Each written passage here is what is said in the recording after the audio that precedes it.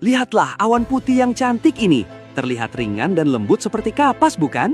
Tapi tahukah Anda, satu gumpalan awan ini sebenarnya memiliki berat rata-rata 500 ton. Itu setara dengan 100 gajah raksasa yang sedang melayang tepat di atas kepala Anda saat ini. Mungkin Anda bertanya, jika seberat itu, kenapa ia tidak jatuh menimpa kita? Dan bagaimana mungkin langit menahan beban raksasa ini agar tetap mengapung dengan gagahnya? Rahasianya ada pada desain atmosfer kita. Langit bukan ruang kosong, melainkan lautan udara yang padat.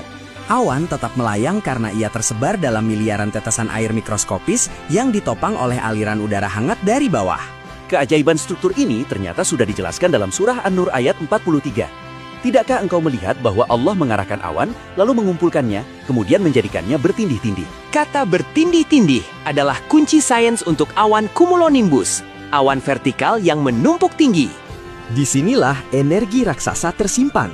Satu awan badai besar melepaskan energi yang setara dengan 10 bom atom. Energi inilah yang menciptakan kilat. Dan inilah rahasia mengapa tanaman jauh lebih hijau setelah hujan dibandingkan setelah disiram air biasa. Saat kilat menyambar, panasnya memutus ikatan nitrogen di udara, melarutkannya ke dalam air dan mengirimkannya ke bumi sebagai pupuk alami. Lalu, bagaimana uap air itu bisa menyatu? Surah Al-Hijr ayat 22 memberikan petunjuk. Dan kami telah mengirimkan angin untuk mengawinkan. Jika pada tumbuhan angin membantu penyerbukan, dalam sains cuaca, angin juga mengawinkan uap air dengan partikel debu atau garam laut yang dibawa angin sebagai inti kondensasi. Tanpa perkawinan ini, uap air takkan pernah bisa menjadi tetesan hujan. Langit benar-benar sebuah pabrik raksasa yang sangat teliti.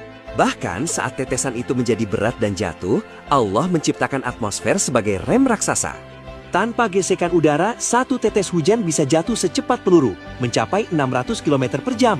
Ia tidak akan menyirami bumi, melainkan menghancurkannya.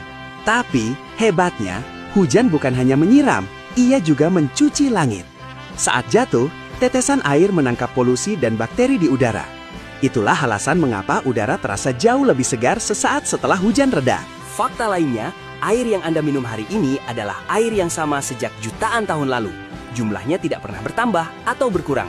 Ia hanya terus didaur ulang. Mungkin Anda bertanya, jika jumlahnya tetap, kenapa banjir sering terjadi? Jawabannya bukan karena air bertambah, tapi karena keseimbangan distribusinya terganggu oleh tangan manusia. Hutan yang harusnya menyerap air, kini berubah menjadi aspal. Siklus air adalah pengingat dari Sang Pencipta.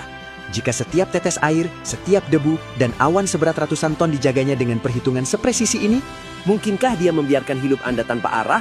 Masya Allah! Mari kita jaga bumi ini, sebagaimana Ia menjaga kita. Tulis pendapatmu di komentar.